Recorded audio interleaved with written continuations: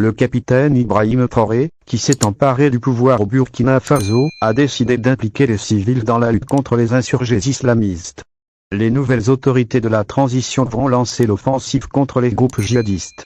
En plus d'augmenter les effectifs de l'armée, une campagne de recrutement de 50 000 volontaires pour la défense de la patrie, VDP, a été lancée sous la supervision de la Brigade de veille et de défense patriotique, BVDP.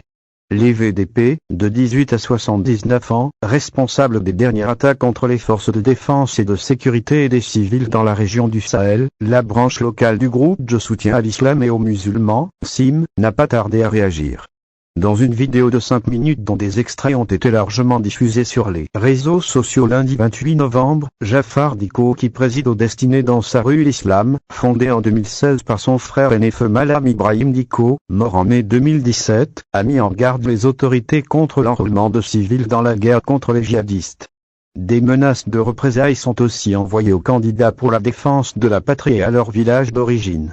Alors qu'elles s'étaient fixé un objectif de recrutement de 50 000 VDP, les autorités burkinabées ont reçu les candidatures de 90 000 personnes âgées de 18 à 79 ans. On retrouve des policiers radiés, des soldats à la retraite, des membres des groupes d'autodéfense et des chasseurs d'oiseaux parmi les prétendants. Tous les corps de métier sont représentés. Des ministres et des syndicalistes ont aussi répondu à l'appel de la patrie. Cependant, tout le monde ne sera pas recruté. Les étrangers, les syndicalistes et les hommes politiques doivent régulariser leur situation s'ils veulent servir comme VDP, précisent nos sources.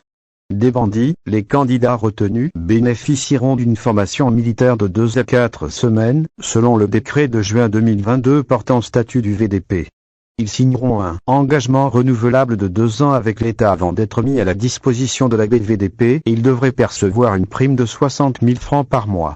Sans doute pour motiver ces soldats d'un genre nouveau avec qui, désormais, l'armée agira sur le théâtre des opérations, assure le capitaine Traoré lors de sa rencontre avec les VDP dont l'institutionnalisation remonte à 2019 sous le magistère de Rochemarche Christian Caboret. Le jeune officier subalterne a très tôt annoncé les couleurs contre les djihadistes qu'il a qualifiés de bandits lors d'un déplacement à Djibouti.